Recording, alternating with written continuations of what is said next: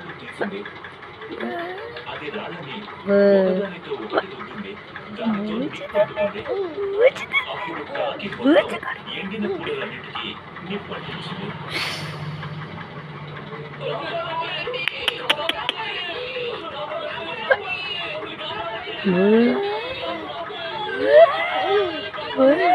మొత్తం గుడ్లకి పోయి చచ్చిపోయాయి. అలా పక్షులు చాలా సంతోషించాయి. ముసలి తెలివితో వాటి శత్రువులు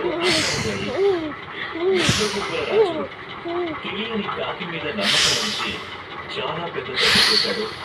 అందుకే అంటాడు, నమ్మకం అనేది బాగా ఆలోచించి చేయాల్సిన పని అని.